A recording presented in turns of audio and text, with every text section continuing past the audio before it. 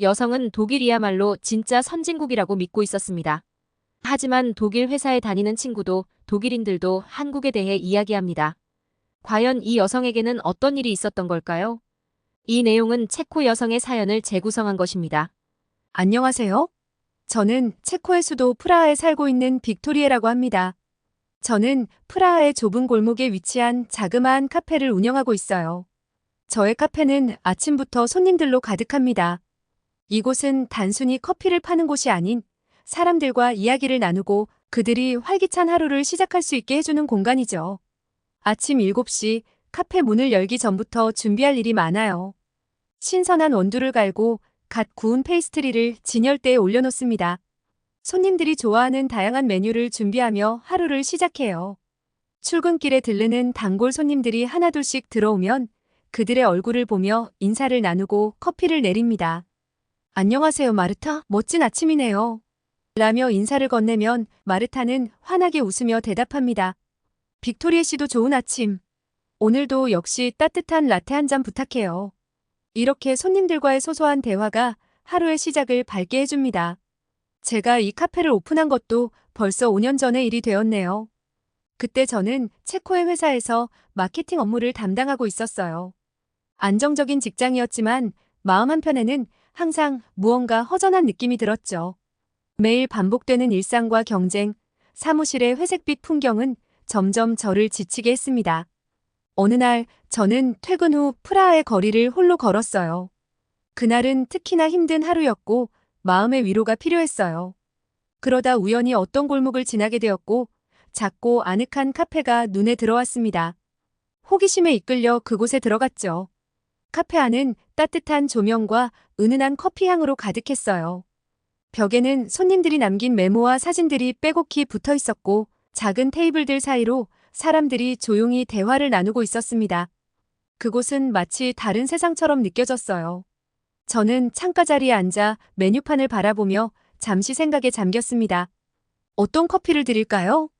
친절한 바리스타가 다가와 물었고 저는 머뭇거리며 대답했어요. 오늘 좀 피곤한데 이런 때 마시기 좋은 커피를 추천해 주실 수 있을까요?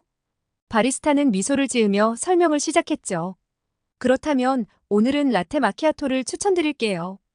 부드럽고 크리미한 우유에 에스프레소 샷을 더한 커피인데 피로를 풀어주기에 딱 좋아요. 에스프레소의 강렬한 맛이 우유의 부드러움과 어우러져서 균형감 있는 맛을 느낄 수 있을 거예요. 저는 고개를 끄덕이며 좋아요. 그걸로 부탁드려요. 라고 대답했어요. 바리스타는 능숙한 손길로 에스프레소를 추출하고 스팀기로 우유를 따뜻하게 데운 후 잔에 부드럽게 따랐어요. 곧이어 따뜻한 커피 한 잔이 제 앞에 놓였죠. 우유 거품 위에 살짝 들이운 에스프레소의 황금빛 층이 정말 아름다웠어요. 커피를 한 모금 마시는 순간 부드럽고 달콤한 우유와 진한 에스프레소의 조화가 입안 가득 퍼졌어요. 피곤했던 몸과 마음이 한순간에 녹아내리는 듯한 기분을 느꼈습니다. 그저 커피 한 잔이었지만 그날의 피로와 스트레스를 모두 잊게 해주는 신비로운 힘이 있었어요.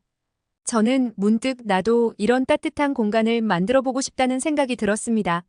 사람들에게 작은 위로를 주고 하루의 피로를 잠시 잊게 해주는 그런 공간을요. 그날 이후로 그 생각은 점점 제 마음속에서 커져갔어요. 결국 저는 회사를 그만두고 카페를 창업하기로 결심했어요. 프라하의 구석구석을 돌아다니며 적당한 장소를 찾았고 그러다 우연히 발견한 작은 가게는 저에게 딱 맞는 곳이었습니다. 위치도 좋았고 무엇보다도 아늑한 분위기가 마음에 들었어요. 이곳이라면 제가 꿈꾸던 따뜻한 공간을 만들 수 있을 거라는 확신이 들었습니다. 그게 바로 지금의 제 가게였어요. 카페를 오픈하기 전까지는 준비할 것이 많았어요. 커피에 대해 더 깊이 공부하고 다양한 베이커리 레시피를 연구했습니다. 무엇보다 중요한 것은 손님들에게 특별한 경험을 제공하는 것이었죠. 그래서 체코 전통 디저트와 신선한 원두를 사용한 다양한 커피 메뉴를 준비하게 되었습니다. 카페의 인기 메뉴로는 양귀비씨가 들어간 롤케이크인 마코비에츠와 꿀과 호두가 들어간 케이크인 말렌카가 있어요. 신선한 원두로 내린 에스프레소 마키아토와 플랫화이트도 손님들이 자주 찾는 메뉴입니다. 최근에는 건강을 고려한 비건 베이커리와 음료도 추가했는데 반응이 좋아요. 카페를 운영하는 일은 생각보다 많은 노력이 필요했지만 손님들의 웃는 얼굴을 볼 때마다 보람을 느낄 수 있었어요. 아침마다 신선한 원두를 갈고 갓 구운 빵과 디저트를 진열대에 올리며 하루를 시작하는 이 시간이 이제는 제 인생의 중요한 부분이 되었습니다. 출근길에 들르는 단골 손님들과의 소소한 대화도 제게는 큰 즐거움이죠. 가끔은 회사원인 친구 아델라가 찾아와서 이야기를 나누곤 해요. 아델라는 고등학교 때부터 친하게 지내온 사이인데 그녀는 머리도 좋고 공부도 잘했으며 사회인이 된 지금은 독일계 회사에서 성공적인 커리어를 쌓고 있어 제게는 항상 부러움의 대상이었죠. 어느 날 아델라가 제게 자신이 요즘 한국 드라마에 푹 빠졌다는 이야기를 했어요. 독일 본사에 출장을 다녀왔는데 그곳의 독일 직원들이 꼭 봐야 된다고 적극 추천해준 드라마라고 했습니다. 그래서 그냥 가벼운 마음으로 보기 시작했는데 주말 내내 몰아서 최종화까지 봤을 정도로 재밌었다고 했어요. 보고 나서도 여운이 가시질 않아서 다른 한국 드라마를 보기 시작했는데 한국 드라마는 특유의 중독성이 있어서 다음 이야기가 궁금해서 견디기 힘들다면서 다음날 출근하기 힘들까봐 평일에는 절대 안 보려고 한다지 뭐예요? 저는 아델라가 너무 부풀려서 이야기하는 거 아닌가라고 생각하면서도 많이 궁금해졌습니다. 체코에서도 한국 문화가 인기를 끌고 있는 건 알고 있었지만 독일 같은 선진국에서도 그렇게 큰 관심을 받고 있다니 놀라웠어요. 독일은 체코와 지리적으로 매우 가까운 나라이지만 문화와 예술, 경제 모든 것에서 앞서 있었어요. 저는 유럽 굴지의 선진국인 독일을 항상 동경해왔어요. 그래서 독일계 회사에서 일하는 친구 아델라가 늘 부러웠죠. 저는 왜 선진국인 독일에서까지 동아시아의 작은 나라, 한국의 문화가 인기 있는지 이해할 수 없었어요. 대체 어떤 나라길래 독일까지 날린 걸까? 라는 궁금증이 커졌죠. 아델라는 그 후로 K-팝에도 빠져들었어요. 그녀는 저에게 종종 새로운 노래와 뮤직비디오를 보여주며 K-팝의 매력을 설명해주곤 했어요. 저는 반신반의하면서도 호기심이 생겼습니다. 그래서 저도 한번 시도해보기로 했습니다. 처음에 본 드라마는 도깨비였는데 그 독특한 스토리와 감정 표현 방식에 금방 빠져들게 되었죠. 주인공들의 연기력과 아름다운 촬영 장면들이 정말 인상 깊었어요. 그렇게 드라마를 통해 한국 문화에 조금씩 관심을 가지게 되었고 자연스럽게 K-팝에도 관심이 생겼습니다. 아델라가 추천해준 첫 K-팝 노래는 BTS의 스프링데이였어요. 그 노래를 듣는 순간 저는 그들의 음악적 재능과 감성에 놀라지 않을 수 없었습니다. 가사 하나하나가 마음을 울렸고 멜로디는 귀에 쏙쏙 들어왔습니다.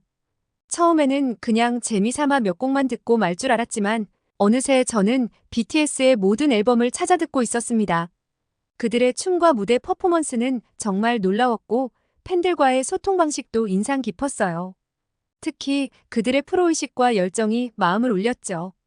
그 다음으로는 블랙핑크, 엑소, 트와이스 등 다른 그룹들도 찾아보게 되었고 그때마다 새로운 매력을 발견하게 되었습니다. 뮤직비디오 속 화려한 의상과 안무 그리고 무대 퍼포먼스를 통해 그들의 열정과 노력이 느껴졌습니다. 무엇보다도 팬들과의 소통을 중요하게 생각하는 점이 감동적이었어요. 소셜미디어를 통해 팬들과 적극적으로 소통하며 그들의 사랑에 보답하려는 모습이 정말 인상 깊었죠. 그러던 어느 날 아델라가 제게 같이 한국을 여행하지 않겠냐고 물어왔어요. 저도 한국의 문화에 빠져들면서 한국이 어떤 나라일까 알고 싶어졌죠. 그래서 우리는 함께 한국으로 여행을 가기로 했어요.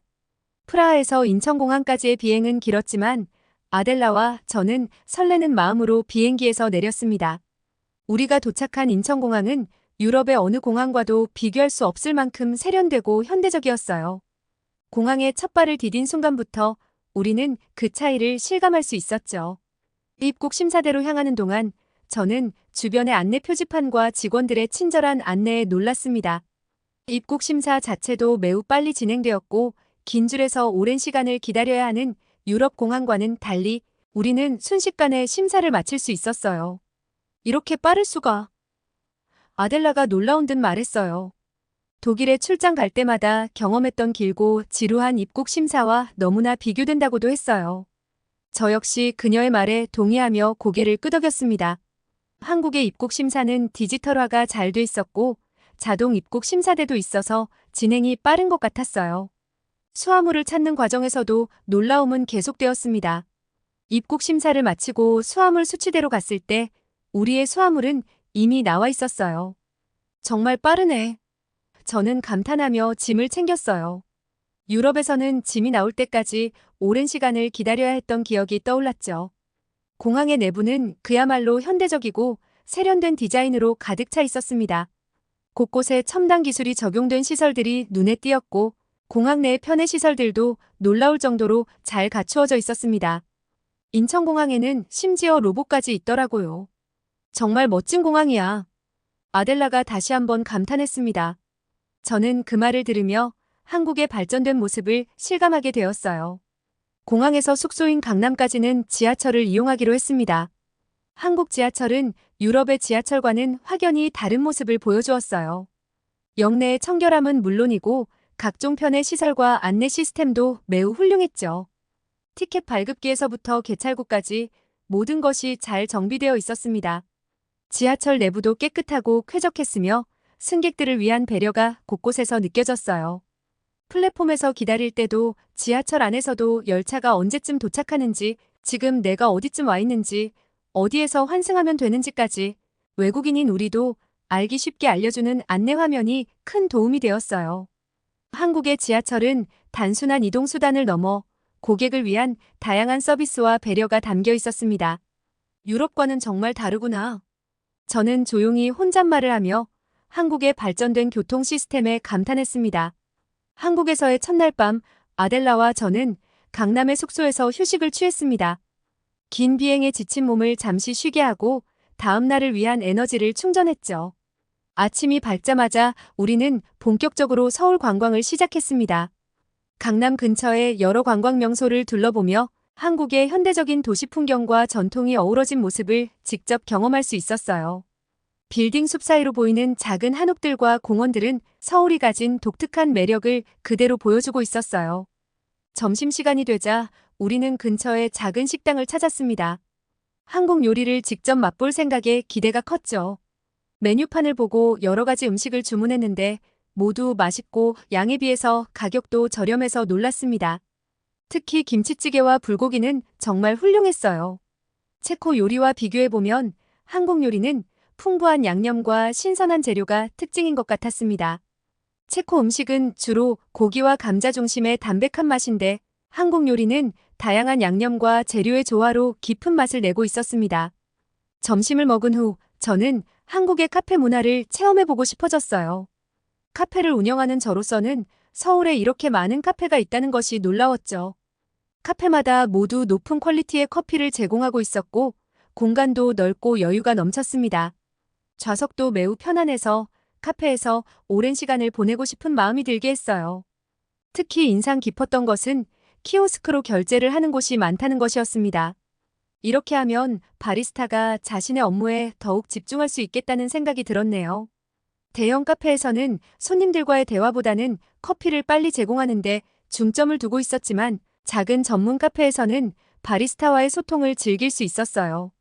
아델라와 저는 작고 아늑한 카페를 찾았고 그곳에서 바리스타와 원두에 대해 이야기를 나누었습니다.